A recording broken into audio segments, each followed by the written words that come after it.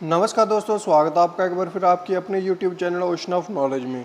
तो दोस्तों आज हम अगेन पढ़ेंगे अकाउंट्स और बुक कीपिंग के कुछ और इंपॉर्टेंट MCQs। ठीक है दोस्तों, ये होगा हमारा पार्ट सेकंड। ठीक है, इससे पहले हम क्या कर चुके हैं, एक पार्ट इसका पहले अपलोड कर चुके हैं MCQs। ठीक है, वो वाला वीडियो भी दोस्तों जरूर देखें, उसका हम डिस्क्रिप्शन बॉक्स में आपको लिंक प्रोवाइड करवा देंगे। ठीक है, और इनकी जो PDF होगी वो आपको हमारे टेलीग्राम ग्रुप में आपको प्रोवाइड करवा दी जाएगी। ठीक है, और टेलीग्राम का जो लिंक होगा दोस्तों वो आपको डिस्क्रिप्शन बॉक्स में दे दिया गया है। तो हमारे टेलीग्राम ग्रुप को भी ज्वाइन करें ताकि आपका PDF भी डाउनलोड कर सकें। तो ज़्यादा समय ना लेते हुए अब करते हैं वीडियो को शुरू। लेट्स गो।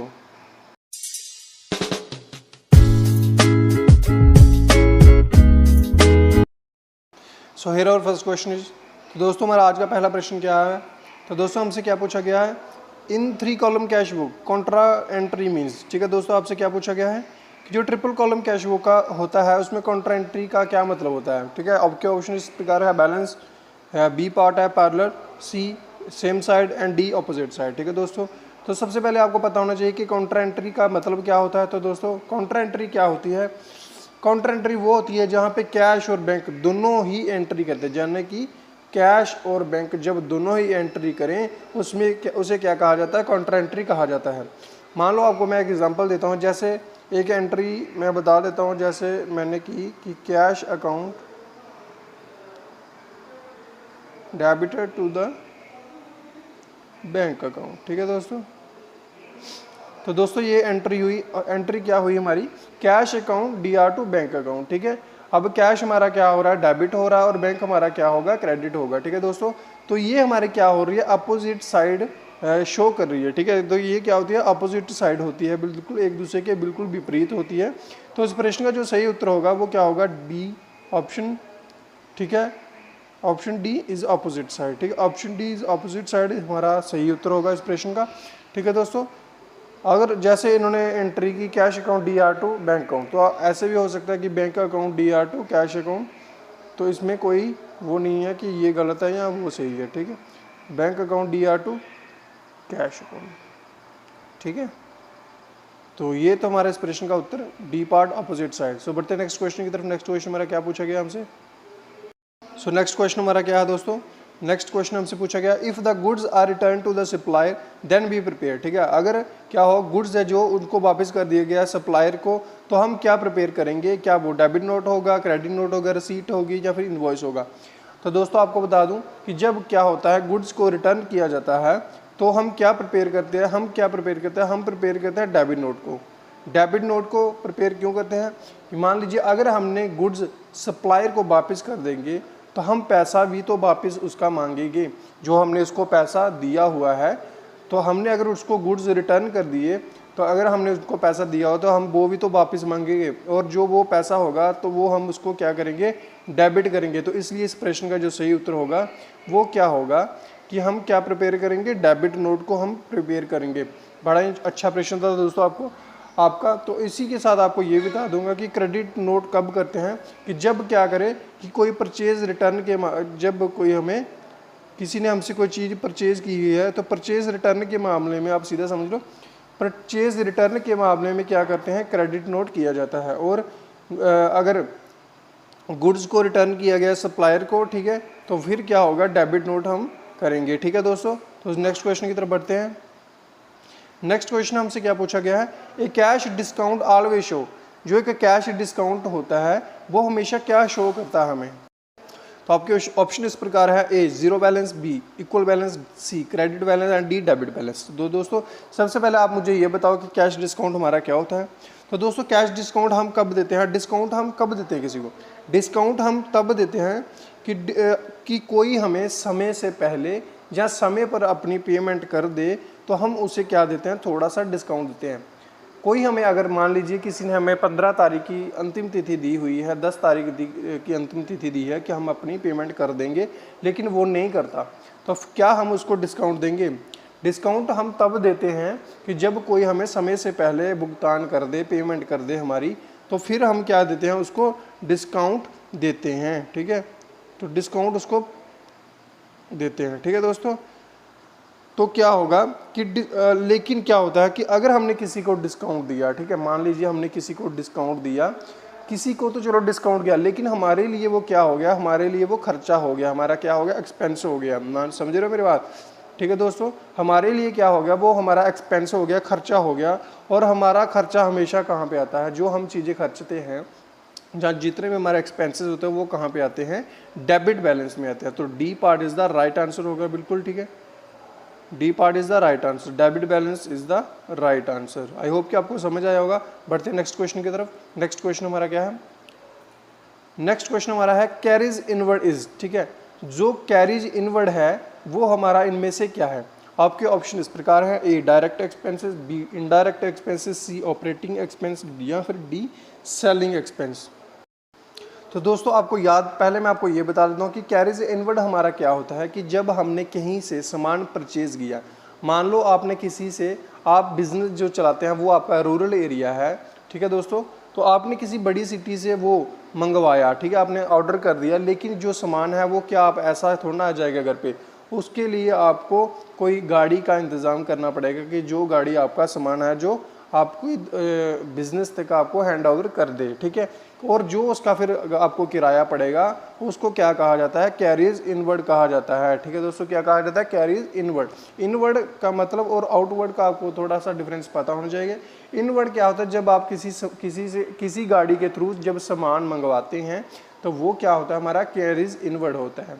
और कैरीज आउटवर्ड हमारा क्या होता है, जब आप सामान को बेचते हैं किसी कस्टमर को, ठीक है, किस कस्टमर के तक आप भेजते हैं जब सामान, तो वो क्या होता है, हमारा कैरीज आउटवर्ड कहलाता है, ठीक है। तो सामान को लाने के लिए जो भाड़ा हमें पड़ा वो क्या होता है, हमारा कैरीज इनवर्ड होते हैं, ठीक है। और कैरीज इनवर्ड हमारा होता क्या है दोस्तों, कैरीज इनवर्ड हमारा होता है डायरेक्ट एक्सपेंसेस होता है, ठीक है, सीधे तौर पर जो खर्चा होता है हमारा, कि जैसे ही हमारे आपके पास कोई आया, ठीक है, गाड़ी वाले ने आपको हैंड ओवर आपका सामान किया तो आपको उसको भाड़ा पे करना पड़ेगा, ठीक है। तो ये हमारा क्या होता है, डायरेक्ट एक्सपेंस होता है। और अगर आपको बोला जाए कि जो कैरीज आउटवर्ड की बात की जाए, ठीक है, कैरीज आउटवर्ड की अगर बात की जाए, ठीक है, कैरीज अगर आउटवर्ड की बात की जाए तो वो दोस्तों वो हमारा क्या होगा, वो हमारा होगा इनडायरेक्ट एक्सपेंस। क्या होगा हमारा, इनडायरेक्ट एक्सपेंस। तो इस प्रश्न का जो सही उत्तर है कैरीज इनवर्ड का वो है दोस्तों हमारा direct expense. A part is the right answer. बढ़ते हैं नेक्स्ट क्वेश्चन की तरफ। नेक्स्ट क्वेश्चन हमारा क्या है, नेक्स्ट क्वेश्चन हमारा है बिजनेस क्लासिफिकेशन आर, ठीक है, जो बिजनेस की जो क्लासिफिकेशन है वो इनमें से क्या क्या है। बिजनेस आप किस किस को बोल सकते हैं, ठीक है, आपका ऑप्शन इस प्रकार A trading, B manufacturing, C services and D all of the. ठीक है दोस्तों, तो आपको पता है कि जो बिजनेस होता है वो ट्रेडिंग भी होता है, जो लोग ट्रेड करते हैं उसे भी बिजनेस कहा जाता है, व्यापार करते हैं, सामान का लेन देन करते हैं, उसे क्या कहा जाता है, बिजनेस कहा जाता है। तो कोई किसी सामान का अगर क्या करता है, मैन्युफैक्चरिंग करता है, उसका उत्पादन करता है, ठीक है, तो उसको भी बिजनेस कहा जाता है। तो सर्विसेज को भी क्या कहा जाता है, बिजनेस कहा जाता है। मान लीजिए आपने हमें कोई, हम मान लीजिए एक टीचर है तो आपने उसको पेमेंट की, फीस दे दी, तो वो आपको क्या देगा, उसके बदले सर्विस देगा, ठीक है। तो वो क्या सर्विसेज भी हमारा क्या आता है, बिजनेस के अंदर ही आता है। तो इस प्रश्न का जो सही उत्तर होगा वो हमारा क्या होगा, डी ऑल ऑफ दीज, ठीक है, all of these the right answer. ठीक है, नेक्स्ट क्वेश्चन हमारा क्या होगा, नेक्स्ट क्वेश्चन हमसे क्या पूछा गया है, wages paid to workers for erection of machinery are. तो दोस्तों इसमें हमसे पूछा गया है कि जो हमने किसी को पेमेंट करी, जब मशीन को बनवाने के लिए हमने किसी को दिहाड़ी को किसी को पेमेंट करी, तो वो हमारा क्या होता है, क्या वो रेवेन्यू एक्सपेंडिचर होता है, कैपिटल एक्सपेंडिचर कहलाता है, कैपिटल लॉस या फिर रेवेन्यू लॉस कहा जाता है। अब रेवेन्यू क्या होता है, राजस्व होता है, ठीक है, रेवेन्यू को हिंदी में कहा जाता है राजस्व, ठीक है। तो कैपिटल रेवेन्यू एक्सपेंडिचर हमारा नहीं होगा, ये राजस्व घाटा नहीं है हमारा, ठीक है, राजस्व घाटा नहीं है हमारा, ठीक है, राजस्व घाटा हमारा नहीं है, जो हमारा प्रॉफिट है उसमें से ये घाटा हमें नहीं पड़ा हुआ है। क्या ये कैपिटल एक्सपेंडिचर है, हाँ हो सकता है। कैपिटल लॉस है, तो कैपिटल लॉस नहीं है, ठीक है दोस्तों, ये कैपिटल का डायरेक्ट लॉस नहीं कहा जाता है इसको, और रेवेन्यू लॉस तो इसको बिल्कुल नहीं कहा जाता है। तो बचा क्या हमारा, B part is the right answer होगा हमारा, कैपिटल एक्सपेंडिचर, ठीक है, क्या होगा हमारा, capital expenditure is the right answer होगा, ठीक है। कैपिटल के ऊपर जो हमें खर्चा पड़ा, ठीक है, हमारे पास पैसा था, कैपिटल में से जो हमने पैसा खर्च कर दिया, तो वो हमारा क्या होता है, कैपिटल एक्सपेंडिचर होता है। और अब कुछ बच्चे अगर कुछ सोच रहे हैं कि कैपिटल लॉस क्यों नहीं है, तो कैपिटल लॉस हमारा क्यों नहीं है, लॉस का मतलब होता है कि हानि होना। हानि का मतलब कि आपने कोई चीज़ ली थी 10,000 की, तो आपने 7,000 की बेच दी मशीन, तो वो आपको क्या हो गया, कैपिटल पे लॉस हो गया, एसेट पे लॉस हुआ, तो वो आपको कैपिटल लॉस के अंडर आना था। एक्सपेंडिचर का मतलब होता है कि कैपिटल के ऊपर के जो आपका खर्चा पड़ा है, ठीक है, आपने जो पेमेंट करी है किसी को, तो वो आपका एक्सपेंडिचर है, यानी कि खर्चा है, ठीक है। आपको एक चीज़ और बता दूं, अगर आपको पूछा जाए कि जो बेजेस हैं, ठीक है, जो बेजेस हैं वो आपकी कहाँ पे मेंशन होती है, वो दोस्तों आपकी होती है ट्रेडिंग अकाउंट में मेंशन की जाता है इसे, ठीक है, कहाँ पे, ट्रेडिंग अकाउंट में इसको मेंशन किया जाता है। और ये हमारा क्या है, ये दोस्तों हमारा है डायरेक्ट एक्सपेंस, ठीक है, क्या है ये, डायरेक्ट एक्सपेंसेस है। याद रखना दोस्तों, ये हमारा क्या है, डायरेक्ट एक्सपेंसेस है। और इसके साथ ही अगर मैं बात करूं सैलरी, जो आप किसी को मंथली या वीकली किसी को प्रदान करते हैं, वैसे इंडिया में मंथली ही सैलरी पे की जाती है मोस्टली एरियाज़ में। तो जो सैलरीज होती है दोस्तों, ठीक है, सैलरी हमारी क्या होती है, सैलरी हमारी कहाँ पे मेंशन होती है, प्रॉफिट एंड लॉस अकाउंट में, P&L अकाउंट में। और ये हमारा क्या है, इनडायरेक्ट एक्सपेंस है, ये क्या हमारा इनडायरेक्ट एक्सपेंस है हमारा। तो दोस्तों इसको भी याद रखना, दोनों को, सैलरी हमारा प्रॉफिट एंड लॉस में होता है, एंड वेजेस हमारी ट्रेडिंग अकाउंट में होती हैं, वेजेस हमारी डायरेक्ट एक्सपेंस के अंडर आती हैं, और सैलरी हमारी इनडायरेक्ट एक्सपेंस के अंडर आती है। आई होप कि आपको समझ लगी हो। नेक्स्ट क्वेश्चन हमारा क्या होगा, तो नेक्स्ट क्वेश्चन में हमसे न्यूमेरिकल है कि क्या पूछा गया है, trial balance contains capital of ₹50,000 interest on capital eight 5% for 6 month. दोस्तों बड़ी शानदार क्वेश्चन आपका ये, और बड़ा ही सही क्वेश्चन आपका ये, मोस्टली इंपॉर्टेंट क्वेश्चन, और ये क्वेश्चन बड़ा इंपॉर्टेंट और समझने के लायक क्वेश्चन है ये, ठीक है दोस्तों। तो दोस्तों सबसे पहले आप क्या करिएगा, इस प्रश्न को हल करने की अपने से कोशिश करिएगा, ठीक है, वीडियो को पॉज कर लीजिए और क्या करिए, खुद सॉल्व करने की कोशिश करिए, ठीक है। तो ट्रायल बैलेंस हमारा क्या है, उसमें क्या बताया हुआ है, हमें कैपिटल बताई हुई है 50,000, उस पर कैपिटल पे जो इंटरेस्ट पड़ा वो पड़ा 5% 6 महीने के लिए, ठीक है, क्या पड़ा 5% 6 महीने के लिए। तो इस प्रश्न का जो उत्तर होगा वो हमारा क्या होगा, तो दोस्तों हमारी कैपिटल है 50,000, ठीक है, 50,000 को हमने 5% निकाला उसका, तो हमारे पास क्या आया, 2,500 रुपीज़ हमें क्या पड़ा, इंटरेस्ट पड़ा। यानी कि इस प्रश्न का जो सही उत्तर है दोस्तों वो है हमारा A part is the right answer होगा, ठीक है। अब एक चीज़ और बता देता हूँ आपको, ठीक है, क्या बताता हूँ कि मान लीजिए आपको यहाँ पर 5% आपको इस प्रश्न जगह पे आपको 5% पर अन्नम दिया होता है, ठीक है, क्या दिया होता है, 5% पर अन्नम दिया होता है। फिर आप क्या करते 50,000 मल्टीप्लाई बाई 5/100, सॉरी मतलब 5% और मल्टीप्लाई बाई 6/12, ठीक है।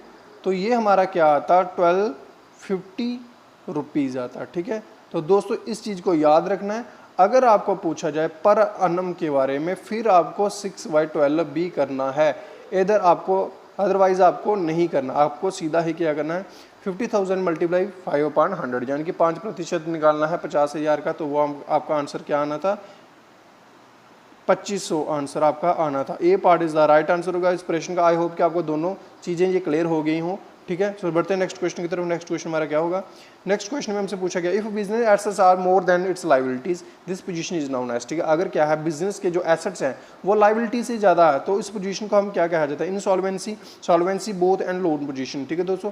तो जो इंसॉल्वेंसी होती है दोस्तों, ये होता है हमारा दिवाला निकलना, ठीक है। दिवाला मतलब नुकसान होना। तो अगर आपके पास एसेट्स ज़्यादा हैं और लाइबिलिटीज़ कम हैं तो वो हमारा नुकसान नहीं होता है।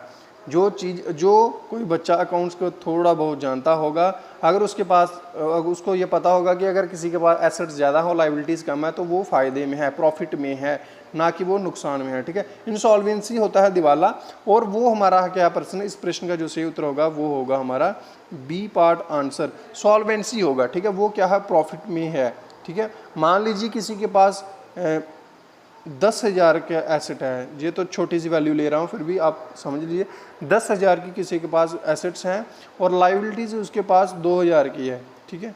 तो दोस्तों वो आपको बिजनेस के अकॉर्डिंग वो पूरा फ़ायदे में है, यानी कि वो किस पोजीशन पे है, वो सॉल्वेंसी की पोजीशन पे है, ठीक है, बिल्कुल फ़ायदे में है, ठीक है। तो दोस्तों बढ़ते हैं नेक्स्ट क्वेश्चन की तरफ। नेक्स्ट क्वेश्चन हमारा क्या होगा?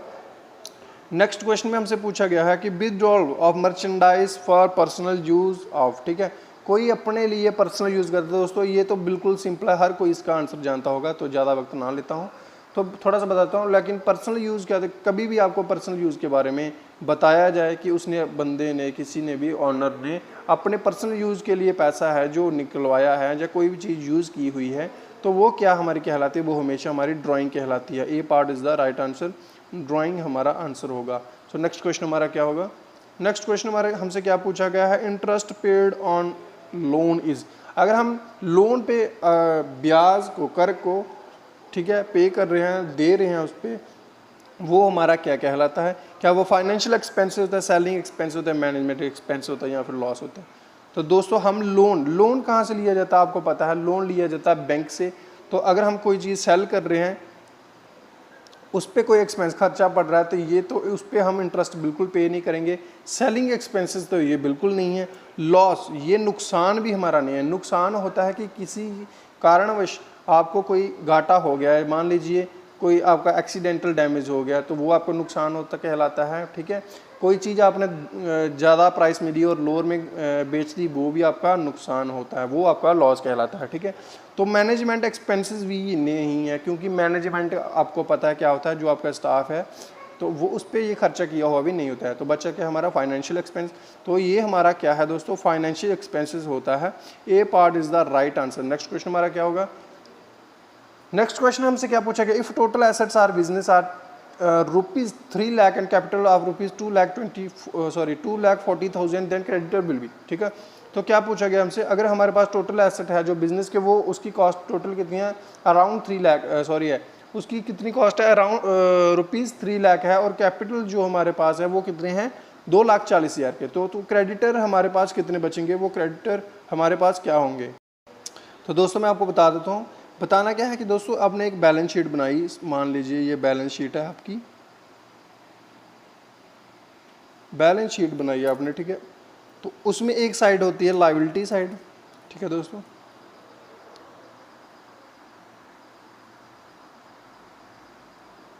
लायबिलिटी साइड, और एक होती है हमारी एसेट साइड, ठीक है दोस्तों।